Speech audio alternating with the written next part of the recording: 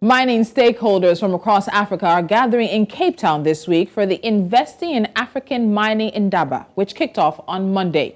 This annual event is Africa's largest mining-focused event, bringing together investors, financiers, mining companies, and government representatives from various African mining authorities. Unlocking African mining investment, stability, security, and supply is the theme for this year. South African President Cyril Ramaphosa addressed the second day of the investing event and highlighted the importance of the mining sector in the country's economic growth and job creation.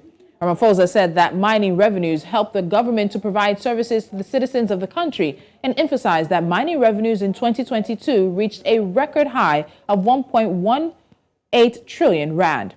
Now, the mining industry plays a critical role in the global push for sustainability, requiring it to be responsible, agile, and also innovative. For South Africa, mining continues to be an essential part of its economy.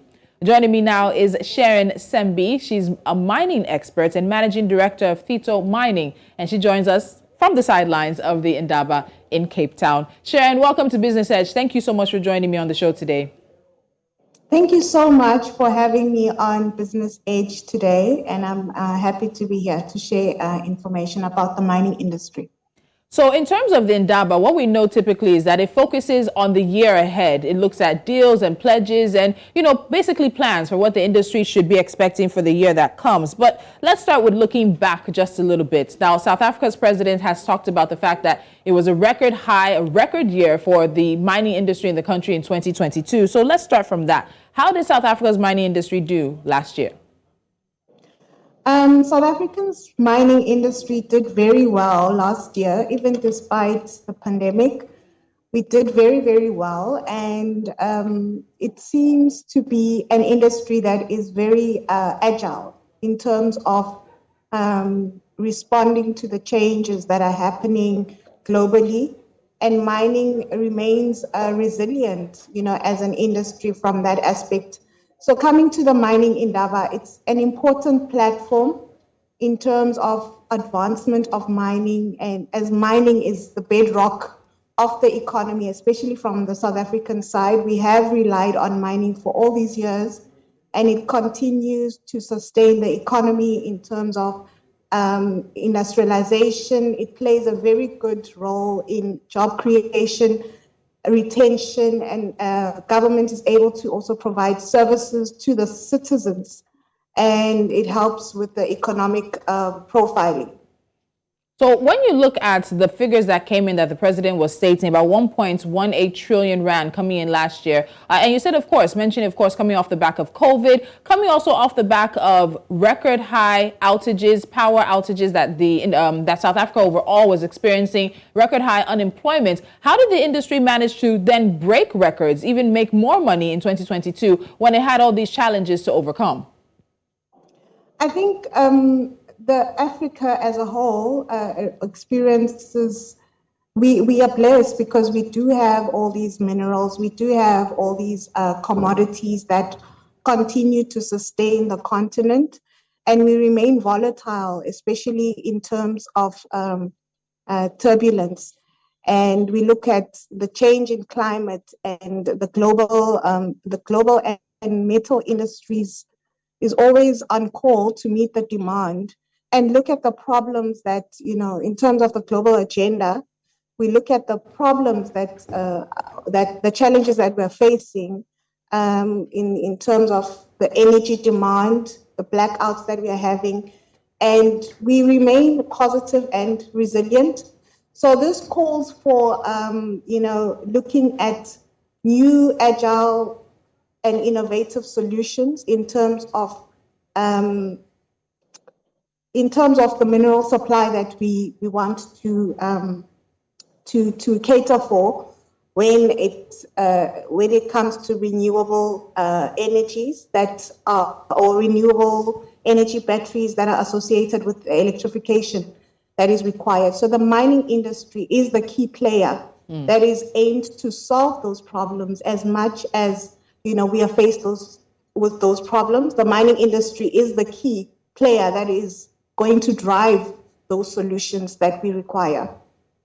So let me stick with this electricity situation, because we've heard from some of the the largest mining companies in South Africa, and they've been very, very blunt and very critical in terms of how the government has handled the electricity crisis. It has become a crisis now. There were more than 200 days of power cuts in 2021, and there have been blackouts almost every day since the year started. In terms of the energy issue, the electricity provision of all of this and how it's affected the mining industry, do you think investor sentiment, even at the Indaba right now, shows that there is continued confidence in South Africa and a continued interest to invest even in the midst of these challenges? I do believe that. I think having a platform such as the Investing in Mining Indaba brings all the players together to come up with solutions for these blackouts that we are having. And as much as coal is the key source of our power for our electricity, having an alternative form of power creates a demand for ethically sourced renewable energy sources that are environmentally sound. And these discussions are happening right here in Cape Town to come up with solutions that will help in terms of fast-tracking this need for supplying the renewable energies and also promoting sustainable forms of mining, and also to meet the growing demand that we have. So we're looking at commodities such as your lithium, your copper, your cobalt, and rare earth metals.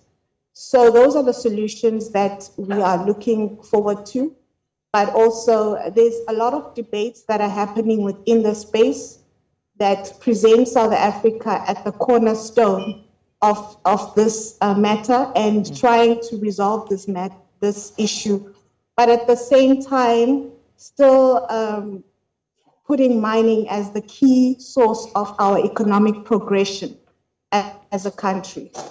Okay, so there are two things I'm going to follow up. You did mention, of course, sustainable, and we know that ESG has been a major sort of part of a lot of conversations in recent times and even actions. In terms of the South African mining industry, how far has it come in terms of integrating, monitoring, and acting on the environmental, social, and corporate governance deliverables that many companies are now setting for themselves? Is there an industry-wide sort of guidelines, deliverables that the industry wants to hit targets, or are we leaving this to individual companies to decide what their ESG deliverables and sort of promises will be? So the government is not yet very hard on ESG protocols. However, the private sector is highly relying on advice from the TSM towards sustainable mining, which is coming from the Canada side, that has 8 protocols that guide in terms of ESG, and primarily the S, which is the social part. So when we bring it down to South Africa, we have institutions such as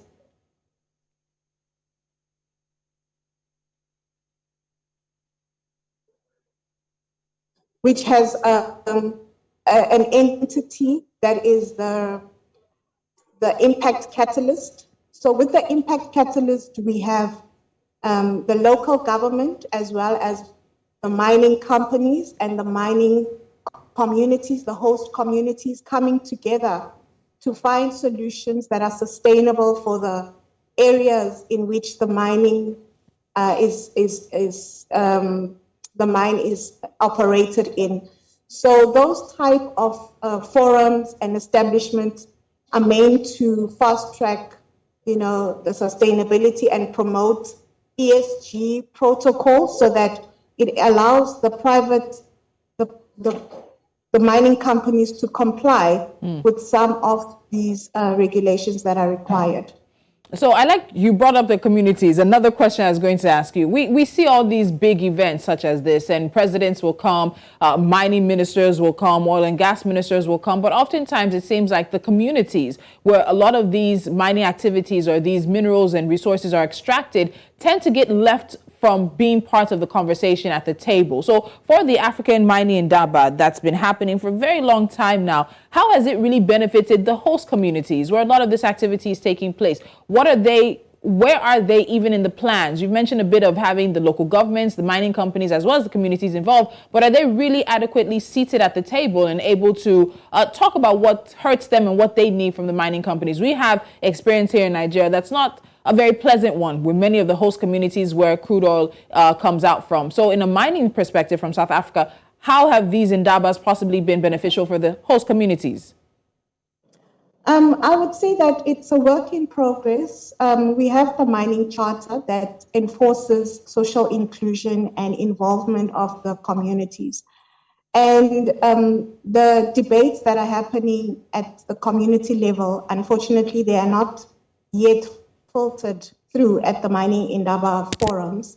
And it is a work in progress. However, there is a lot of groundwork that is being done, and industry experts that are representative of the communities. And we are hopeful that in the future, as you mentioned, looking at the future of mining in Indaba, we'll have more communities or social inclusion representatives being present or represented at the mining in Indaba. Then we will be able to holistically address all the issues that are happening at the local level and at the mining community level.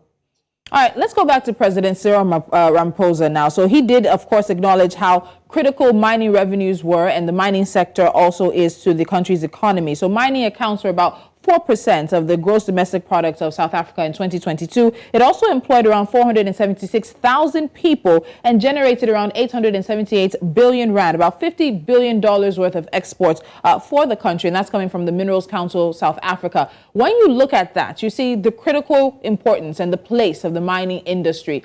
But in terms of what the president really said as to how his government or any successive government wants to do more for the industry, was there really enough action? Did you hear in the comments, in the speech, remarks that President Ramaphosa made when he was speaking to those who were present at the Indaba? There was, especially with respect to investment. So we are gathered here with investors who are looking to sponsor, sustainable mining practices that would actually increase all these figures and increase our GDP ultimately, as mining is one of the highest contributors to our GDP.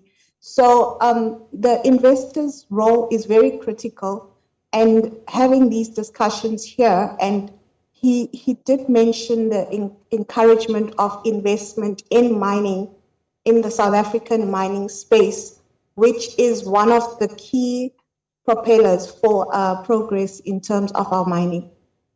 All right, so let's also look at that figure. He said 1.18 trillion rand. That's what the record high was last year. We're in 2023 already. Do you think we could see South Africa beating last year's record when it comes to the mining industry? It's very likely, because now we have the Council for Geoscience being involved in exploration and looking for other commodities or minerals that will help in terms of the supplies for renewable energy products. So that has a high potential of increasing the 1.8 trillion. And that's just my projection.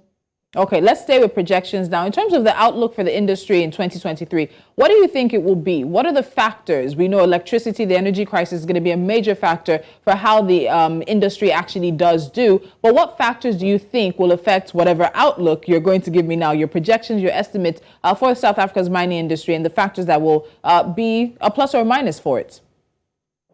It's the demand for our electricity, obviously, and also the adoption of renewables, as well as the investment into the energy space. So that would also trigger the increase in terms of that. Interestingly enough, during the headlines, I did talk about the fact that the government has been urged to give individuals and companies who can supply electricity to the grid the opportunity to do so. We know many of the mining companies have the capacity to either generate and also give to the grid, or generate and give to some of the communities around them. Are these part of the conversations that are happening at the Indaba this year in terms of the independent power producers and how they can help South Africa through this energy crisis? Yes, definitely.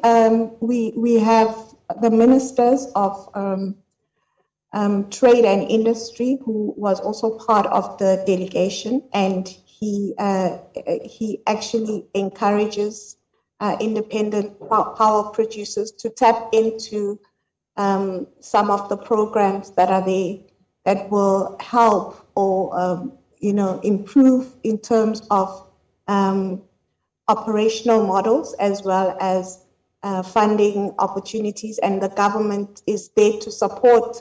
So it was not just the president, he had ministerial delegates from the different areas that are looking at the energy crisis, as well as the potential solutions that are available to the industrialists and those that are within the energy space. So expanding beyond South Africa now, I mentioned Angola earlier, also Congo States Mining Company. There are so many people, so many of those policymakers and authorities are at the Indaba right now. So beyond South Africa's conversation, what are we seeing in terms of how this is playing out for other mining industries on the continent? The deals, the pledges, what's coming in so far? Even though we still have a few more days before the Indaba closes, what's the positive you've seen this year? So today in particular, there are a lot of case studies, and we are learning from each other in terms of what works in this country and that country. And I'm particularly interested in Ghana with regards to gold, and Mali as well. So with regards to the other African countries, they are also gathered here so that we can learn from each other and tap into the working solutions that are being presented in those countries. And the Indaba is a great platform of collaboration, of learning, of networking, of funding opportunities, of advancement in terms of mining and creating a resilient industry. Do you think the Indaba has borne out its promise? We've seen pledges from previous years, we've seen deals made, and yes, the Russia-Ukraine crisis could have really impacted those who had plans, of course, to pledge and to make investments in South Africa. But beyond that, has the Indaba really paid for itself? Have we seen some of those things discussed and the agreements actually come to reality as we wrap up, Sharon? Most definitely, most definitely. The Indaba is actually the key.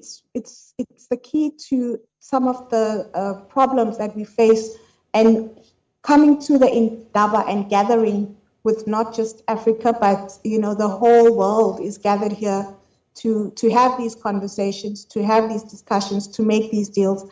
We've seen them outplay themselves, not just in the increase of the GDP, but also in the volatility, in the resilience of the mining industry, and also mining companies being able to survive even the hardest crunches.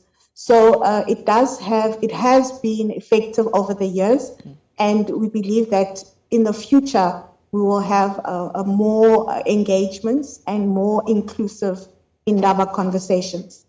All right, Sharon, Cembi, thank you so much for joining me. Mining expert as well as managing director of Thito Mining. We appreciate your time today, taking you away from some of the activities at the Indaba, but also letting our audiences know what's happening there. Thank you so much. Thank you so much for having me.